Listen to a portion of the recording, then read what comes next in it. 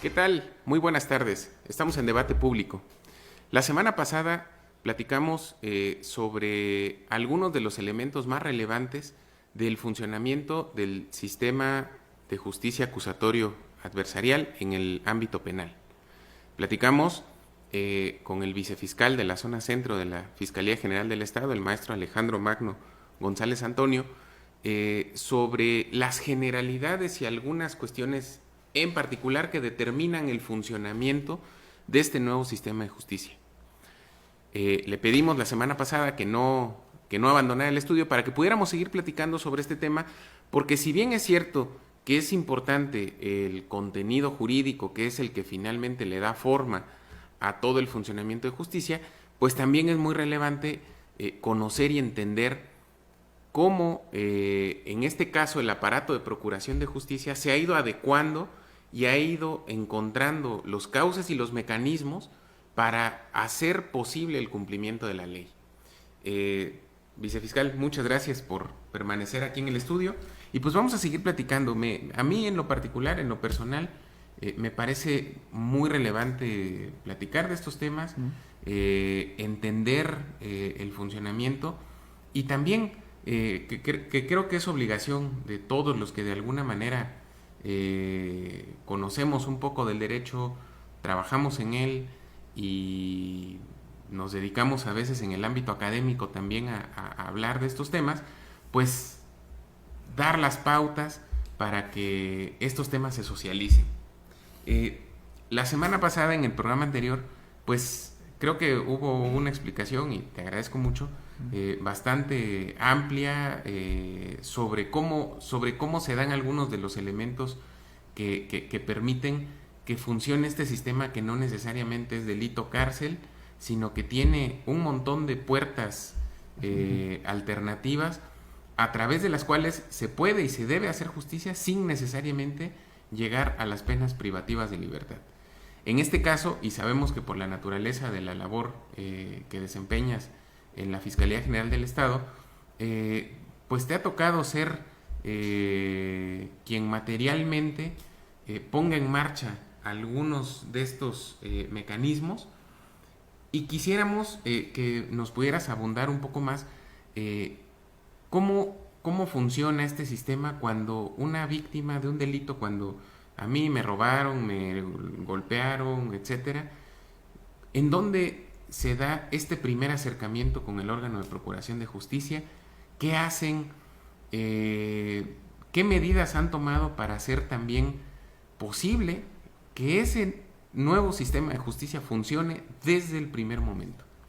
Sí, pues te agradezco de nueva cuenta, Adrián, y la oportunidad de poder tener estas charlas y explicar un poquito, ¿no? Con la gente de qué se trata el sistema de justicia penal, sobre todo a partir de su modificación a un sistema de corte acusatorio. Tratando de ejemplificar, como lo ha hecho el Secretariado Ejecutivo del Sistema Nacional de Seguridad Pública en una metodología que hace para medir a las instituciones de Procuración de Justicia y también de Administración de Justicia en relación a su efectividad con el nuevo sistema de justicia. Imaginemos, digamos, una tubería, ¿no? Digamos, tiene una misma entrada, tiene una sola entrada, pero esta tubería tiene una salida final, pero en el camino entre la entrada y la salida final tiene ramitas en donde también hay salidas, otro tipo de salidas, ¿no? Así más o menos está construido el proceso penal. Ingresamos o inicia el proceso cuando existe una denuncia o querella, es decir, cuando una persona se siente afectada, considera que hay una conducta que se realizó en su contra de aquellas que la ley señala como delitos, y hace de conocimiento del Ministerio Público la existencia de esta conducta. Cuando se persigue de oficio, son conductas tan importantes para el Estado que incluso sin que la víctima acuda, cualquier persona, o simplemente porque se entere el Ministerio Público por cualquier medio, se obliga a iniciar, digamos, con este proceso. Y la salida final, pues es una sentencia, ¿sí? Es decir, ya cuando un juez decide, determina la responsabilidad de la persona que cometió el delito y la sanción que le debe de corresponder. Pero entre este inicio y esta salida existen, digamos, muchas ramitas, ¿no? En donde puede darse por concluido estos procesos de manera previa o anticipada. De eso más o menos se trata el proceso. Esta transformación en el sistema de justicia ha obligado a las instituciones, por lo tanto, tanto a las procuradurías y fiscalías como a los tribunales, a las propias defensorías públicas, a las secretarías u órganos de seguridad pública en las entidades, también a transformarse, a adecuarse, digamos, a lo que el sistema de justicia exige ahora, ¿no? Creo que sobre todo en las procuradurías y fiscalías. Por ello, se ha trabajado en los últimos años, sobre todo en el marco de la Conferencia Nacional de Procuración de Justicia, que es el órgano colegiado que junta a todas las procuradurías y fiscalías del país, incluyendo la Fiscalía General de la República, a que de manera conjunta desarrollen un modelo, digamos, de organización en fiscalías y procuradurías que sea ad hoc a las exigencias constitucionales y legales que implica el sistema de justicia penal. A este modelo se le ha denominado modelo homologado, ¿no? Y digamos que es la referencia que podemos tener todas las fiscalías y procuradurías del país. Es como si le damos características a un traje sastre, ¿no? Decimos, el traje tiene que ser gris, tiene que tener mangas de este tipo, tiene que ser de corte inglés, tiene que tener 5 botones, tiene que tener estas características. Pero cada entidad toma esa referencia del traje y lo hace o más pequeñito si es más chiquito de tamaño, o más grande si es más grande de tamaño. A lo mejor le agrega un pequeño colorcito para darle un distintivo particular, etcétera. Digamos, el mismo traje o el mismo molde del traje modificado acorde a lo que requiere cada una de las instituciones de procuración y fiscalías y procuradurías. Eso es lo que hizo la Fiscalía de Oaxaca, ¿no? Reorganizarse con un nuevo modelo de gestión que cumpla con las exigencias de este modelo homologado, pero que considere las condiciones y características de la Fiscalía de Oaxaca, claro, ¿no? En número de asuntos, en tipo de asuntos que tenemos, y a las condiciones también presupuestales y demás con las que se cuenta, ¿sí? Tratar de sacar el mayor provecho, ser más eficientes y eficaces con lo que tenemos, ¿no? Entonces, en ese sentido, se construye este modelo que tiene como prioridad la atención, precisamente, como tú lo decías, a las víctimas.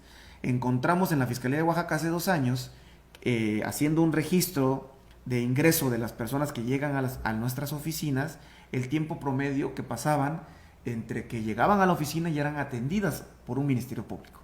Y nos encontramos con algo pues muy revelador, pues muy triste, que era que los tiempos eran impresionantemente amplios, ¿no? Teníamos, por ejemplo, aquí en la ciudad de Oaxaca un promedio de 2 horas con 40 minutos. Promedio. ¿Qué significa un promedio? Pues significa que había momentos o registros que teníamos de más de 4 horas. Es lo que esperaba una persona para ser atendida por un ministerio público y poder denunciar. O sea, desde que entraba así es, a la agencia del Ministerio Público hasta que estaba frente a la gente frente al Ministerio Público. 2 horas 40 minutos. 2 horas 40 minutos, tiempo promedio, ¿no? Claro. Y entonces eso desincentiva, por supuesto, las denuncias. Claro. Si yo tengo que ir a denunciar y voy a estar 3 horas esperando a que me atienda el Ministerio Público, más el tiempo que voy a llevar en denunciar y en lo que va a llevar el proceso en sí mismo, pues por supuesto que se desincentiva la presentación de denuncias, ¿no? Entonces, fue una de las primeras cosas que dijimos, a ver, el modelo tiene que priorizar la atención a las víctimas, se tiene que generar las condiciones para que puedan ser atendidas de manera inmediata o lo más pronto posible, o con menos tiempo tardado posible. Deben ser atendidas de manera adecuada, porque también nos encontramos con muchísimas quejas respecto a la atención que se tenía en la Fiscalía. Y no lo quiero justificar y no quiero decir que sea normal, pues, pero digamos que el Ministerio Público que recibe las denuncias o la policía que en ayuda al Ministerio Público recibe las denuncias, su enfoque de capacitación no estaba en la atención a las personas, ¿no? Y entonces le costaba trabajo entender que nadie llega a la Fiscalía por gusto. Claro. Nadie va a llegar al Ministerio Público porque tenga ganas de ir. Van porque sufrieron un evento, ¿no? Van porque van molestos ya, van golpeados, lesionados, van desesperados, van en condiciones difíciles, emocionales, etcétera. Y eso lo tiene que entender el servidor que recibe a las personas. Y hemos trabajado mucho en eso. No voy a decir que ya no suceda o que ya no tengamos quejas respecto a la atención. Por supuesto que esto no se acaba de un día para otro, pero creo que se ha mejorado muchísimo a partir de que se organiza de una manera distinta. ¿Qué hicimos? O lo primero que se hizo en este modelo de organización, crear a un Ministerio Público que tuviera una capacitación focalizada ¿sí? Y perfil, también distinguir un perfil focalizado en la mejor atención posible a las personas, ¿no? Y le denominamos fiscal orientador. Como les decía, hay un modelo homologado. El modelo homologado habla de orientadores. Hay fiscalías que han determinado abogados o asesores orientadores o simplemente orientadores. Hay otras, como lo hizo Oaxaca, no somos los primeros en hacerlo, que lo que hicimos es crear un ministerio público o fiscal orientador, quien tiene atribuciones de ministerio público, pero al mismo tiempo también de orientar, ¿sí? Buscamos y seleccionamos perfiles de acuerdo a estas necesidades y hemos trabajado en la capacitación permanente también para que puedan cumplir con estas funciones. A estos orientadores los concentramos en un área específica, la que se les llama generalmente en las fiscalías unidades o centros de atención temprana o inmediata, ¿no? En el caso de Oaxaca se llamaba Centro de Atención Temprana, hemos modificado el nombre, se llama ahora CODI, que es un Centro de Orientación, Denuncia y Determinación Inmediata, y en esta área concentra a estos fiscales orientadores que están en prácticamente todas las agencias del Ministerio Público que existen en el Estado.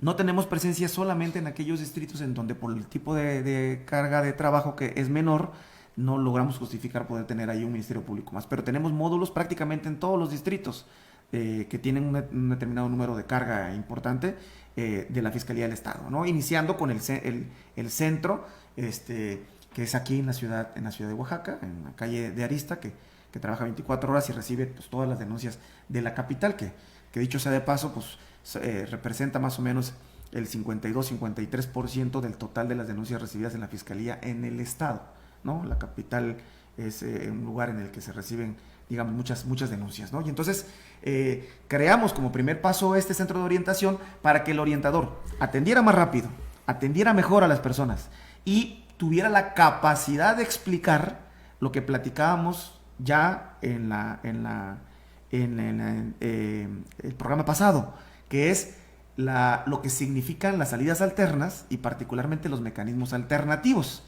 porque estos son herramientas voluntarias de las partes. La institución no puede obligar a las partes a someter su asunto a un acuerdo reparatorio ni a una suspensión condicional. Se requiere voluntariedad. Pero, ¿quién va a tener voluntad de hacerlo? Pues quien conoce de qué se trata.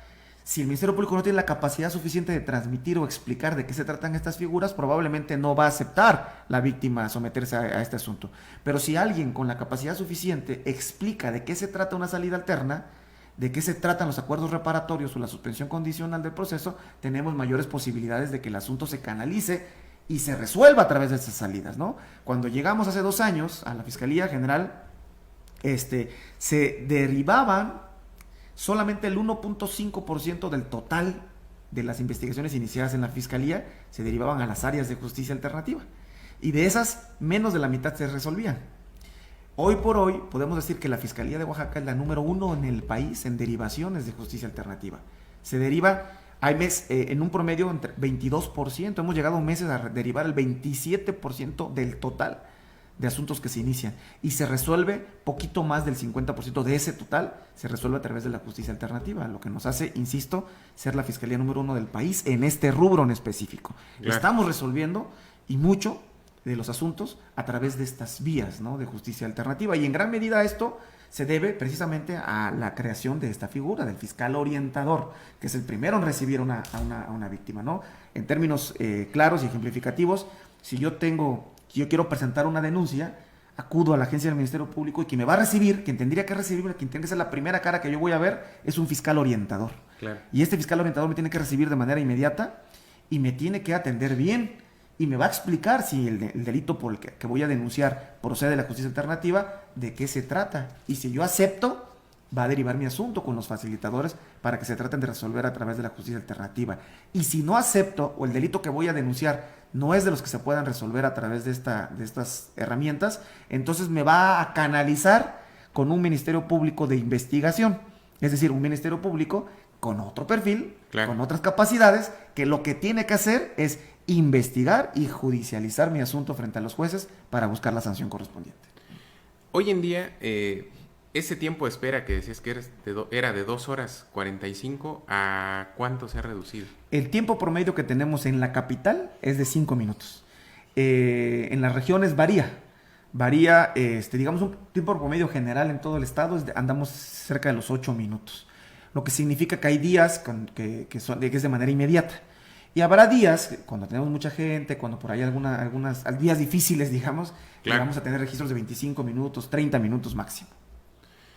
Y entonces este fiscal orientador, para que pues, podamos seguir esta misma lógica, es el que te dice, tú llegas, le cuentas le cuentas tu pena, Así es. el drama, delito, sí, tu drama, lo que sí. te pasó, y él te dice, mira, tienes la salida A, la salida B, Es correcto. o la salida C, si fuera el caso, ¿no?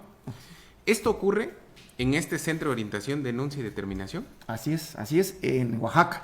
Y en los distritos ocurre también en los módulos de CODI que tenemos en los distritos, que también son de fiscales orientadores. E incluso estamos dando un servicio, en el caso de Oaxaca, en el modelo oaxaqueño, no en todas las fiscalías, no es una obligación del Ministerio Público, de asesoría.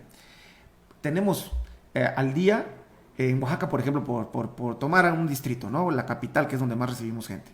Más o menos 100 personas promedio recibimos al día en el CODI de Claro. Oaxaca. De esas 100 personas que más o menos llegan al día, 60 no van a denunciar. 60 de esas personas van porque quieren sacar su pasaporte y piensan que es ahí.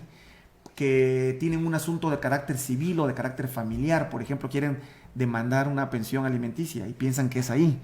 Claro. Algún trámite que requieran una licencia, unas placas, etcétera. Anteriormente, pues llegaban y se les decía, a ver, perdón, aquí no es. Aquí solamente recibimos denuncias, ¿no? Ahora no, ahora damos la atención de asesoría y canalización que implica, mira, si lo que tú quieres es demandar una pensión alimenticia, no corresponde a nosotros recibirte, pero te voy a decir a quién sí. Te voy a dar el domicilio, te voy a dar un oficio incluso canalizándote para que te atiendan más rápido y además voy a hacer una llamada telefónica para que te esperen en donde están. Entonces, hacemos un registro de atención.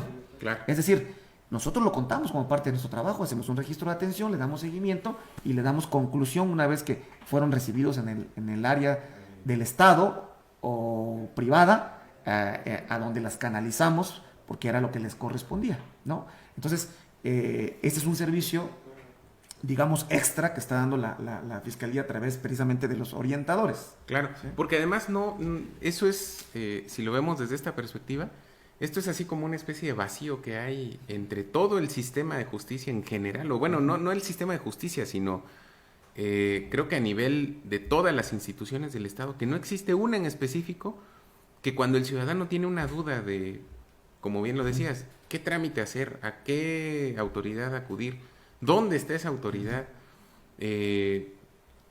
pues se vuelve como buscar en un sentido una aguja en un pajar, porque sabemos que el Estado en sus 3 ámbitos pues es bastante grande, y luego pues también se vuelve como una especie de vía crucis, porque quizá a veces ocurre, y más ocurre con personas a veces que vienen de comunidades del interior del Estado, que pues para ellos el gobierno puede ser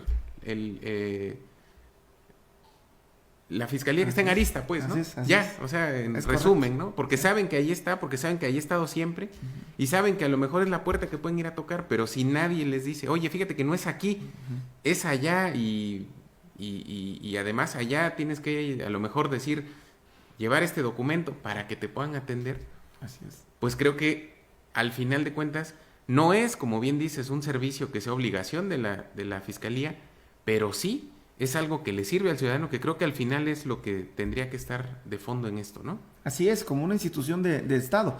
Si bien la Fiscalía ya no forma parte directamente, digamos, del gobierno, por la autonomía que la Constitución nos da, sí somos una institución del Estado.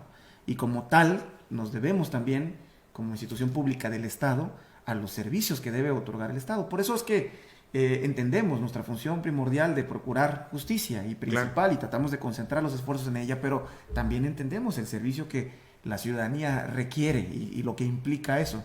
Entonces, por eso estamos dando este servicio a través del fiscal orientador, que nos ha dado muy positivos resultados. Son muchísimas las personas, insisto, 60% del total de las personas que llegan, al menos aquí en Oaxaca capital, no van a denunciar, llegan a la fiscalía por equivocación, por dudas, ¿no? Etcétera, ¿no? Claro, oye, y antes de que se nos termine el tiempo, porque bueno, no estamos todavía apretados de tiempo, pero bueno, sí. Mucha gente, yo al menos en lo particular he escuchado en distintas ocasiones que le tienen reservas a la justicia alternativa. Sí. Es decir, esta idea de conciliar, esta idea de mediar, la ven como, quizá a veces como una pérdida de tiempo, quizá lo ven con recelo porque es algo pues, relativamente nuevo y además desconocido para la gran mayoría de las personas. ¿Cómo funciona? Yo llego contando mi pena al agente orientador, al ministerio, al fiscal orientador, perdón, para hablar en términos correctos, me ofrece la posibilidad de darle trámite a mi asunto a través de la justicia alternativa, me transfiere, vamos a decir así, al Centro de Justicia Alternativa, ¿y ahí qué pasa? Sí, en el Centro de Justicia Alternativa es recibido por los funcionarios denominados facilitadores. El facilitador, que es este funcionario que comentábamos en el programa anterior, que tiene la capacidad y la capacitación permanente, el expertise y el perfil para resolver los asuntos a través de los acuerdos, lo que va a hacer es atender a la persona que se ha canalizado, explicarle en qué consiste la justicia alternativa ya con más detalle, agendar una sesión, ¿sí? Y citar a la persona señalada como responsable, al imputado, a dicha sesión. Cuando suceda la sesión, tratar de buscar resolver el asunto a través de la mediación, conciliación o junta restaurativa, y si no se da en un primer momento, no tener la prisa, no es obligatorio esto, dar la oportunidad a que pueda haber una segunda sesión, ¿sí? En algunos casos, incluso de manera excepcional, cuando sentimos que hay posibilidades, pero que falta algún detalle en la negociación, digamos, se hace incluso una tercera sesión. Si con ninguna de esas sesiones se logran las partes ponerse de acuerdo, el asunto regresa al fiscal orientador, que a su vez lo canaliza ahora sí a un fiscal investigador para que el asunto continúe, ¿sí? Claro. Pero si se logra resolver en la primera, en la segunda o en la tercera, se devuelve el asunto únicamente para concluirlo. En algunos casos, los acuerdos son, digamos, en cumplimiento diferido. Es decir, lo que acordamos no se puede cumplir hoy, se va a cumplir en 6 meses. Entonces, el facilitador, a través de un área de seguimiento, ¿sí?, va a vigilar que se cumpla con el acuerdo diferido en los tiempos que se determinó. Y si no se cumple, otra vez lo mismo, regresa el asunto para que continúe la investigación, pero si sí se cumple, regresa el asunto para que se dé por concluido, ¿no? Digamos que así a grandes rasgos es el procedimiento que se sigue. Y se busca mejorar casi los tiempos. Tenemos un tiempo promedio más o menos de 25 días, lo que se tarda entre que se lleva una sesión o 2 sesiones y se resuelve el asunto. La gran mayoría de los acuerdos reparatorios se resuelven de manera inmediata, pero sí tenemos un número también importante de asuntos que se resuelven de manera diferida. Por ello tenemos nuestra área de seguimiento de acuerdos y de las condiciones de suspensión condicional. Y esta, por ejemplo, una vez que se pone en marcha la justicia alternativa, no cancela la posibilidad, por ejemplo, del otro mecanismo del que nos hablabas en el programa anterior, de la suspensión condicional del proceso. No, es decir... ¿Son momentos distintos o es...? Sí, es decir, incluso del propio acuerdo reparatorio, digamos, que se deriva el asunto a justicia alternativa, se lleva la primera sesión, una segunda sesión y no se logra ningún tipo de acuerdo, se regresa el asunto con el Ministerio Público de Investigación para que continúe con la investigación y resulta que más adelante las partes insisten en, a ver, quiero volverlo a intentar. Se vuelve a derivar otra vez a la justicia alternativa para tratar de resolver el asunto a través del acuerdo reparatorio. O bien, como lo dices, no se logró un acuerdo reparatorio, se regresa con el Ministerio Público, continúa la investigación y más adelante, porque eso sí es una condición, un requisito, para que proceda la suspensión condicional, el asunto tiene que estar ya judicializado.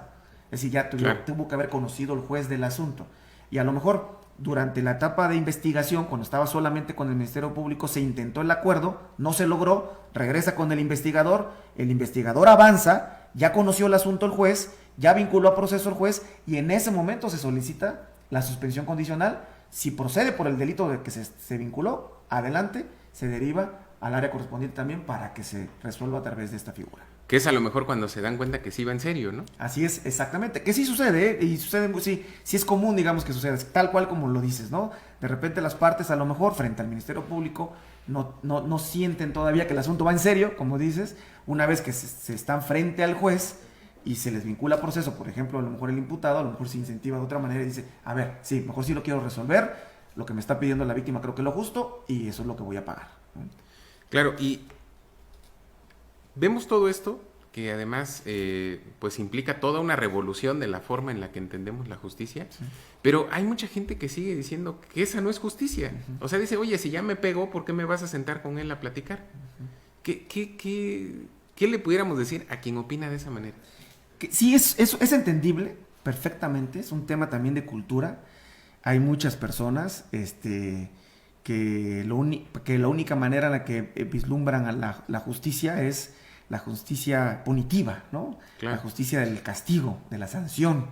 Es entendible, insisto, es un tema también cultural. Creo que poco a poco la gente va cambiando esta percepción de que la justicia solamente es justicia si es punitiva, si tiene sanción, si tiene castigo. Poco a poco va entendiendo que algo que es más importante que la propia sanción es la reparación, ¿no? Del daño. Por eso se utiliza mucho ahora el tema de las terapias psicológicas, nos ayuda mucho las áreas psicológicas para hacer entender a las personas las mejores soluciones posibles, no solamente para que se haga justicia, digamos, respecto de ellos como víctimas, o cuando son víctimas indirectas, sobre todo, es decir, cuando hay de por medio un homicidio, sea culposo o doloso, ¿sí? Sobre todo los culposos, sino que para ellos mismos como personas, como individuos, una sanación emocional, ¿sí? Una satisfacción en la reparación que va más allá de la sanción que corresponda a la otra parte, ¿no?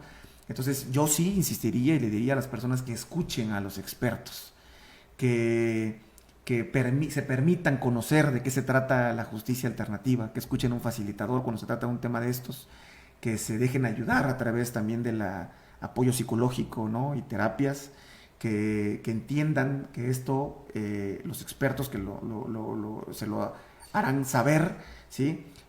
Busca no solamente que las personas responsables se entiendan y no busca nada más que las personas responsables a lo mejor no sean sancionadas, sino busca precisamente la reparación de las propias víctimas, ¿no? Como prioridad en el asunto, y que muchas de estas veces logramos una mucho mejor reparación en el daño que sufrió la víctima a través de esta propuesta de reparación o de esta reparación que hacen los responsables al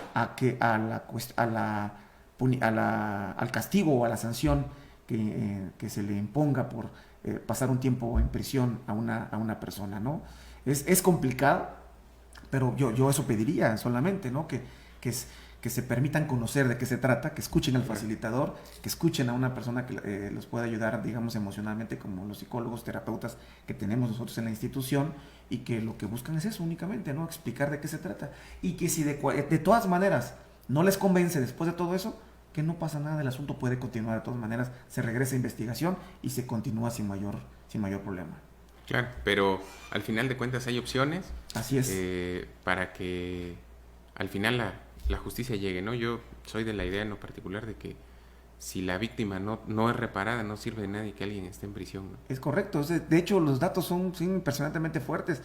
Los montos de reparación del daño que se recupera a través de la justicia alternativa son cerca de 800% más que lo que se recupera cuando hay sanción punible, porque si llegas a una sentencia condenatoria, te condenan, por ejemplo, a 8 años de prisión, pues probablemente vas a pasar 3 o 4 años en prisión y no vas a pagar la reparación del daño.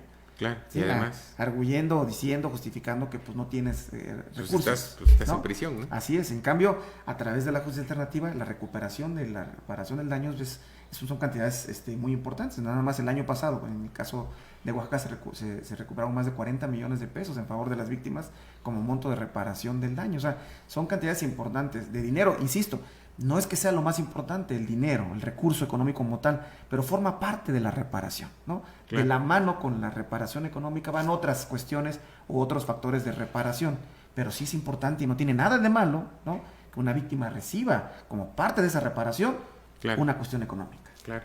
Vicefiscal, muchas gracias por habernos acompañado en Debate Público. Al contrario, muchísimas gracias, Adrián, y ojalá más adelante podamos tener más oportunidades. Ya no logramos hablar más de la organización en las otras áreas, ¿no? Claro. En la Fiscalía, lo que implica el ahorro de recurso a través del CODI y la justicia alternativa, implica un ahorro de recurso importante para concentrar esto en las otras áreas que implica nuestra organización, ¿no? Nuestras áreas de investigación ordinaria, digamos, y nuestras áreas de investigación especializada, que tiene que ver con este 2 o 3% de los asuntos de más alto impacto. De más alto impacto. Seguramente, cuando tu agenda te lo permita, sí, pues aquí nos seguimos viendo para platicar. Claro que sí, muchas gracias. Gracias, sobre todo gracias a ustedes que nos acompañaron una vez más aquí en Debate Público. Aquí nos vemos el próximo miércoles. Muchas gracias y muy buenas tardes.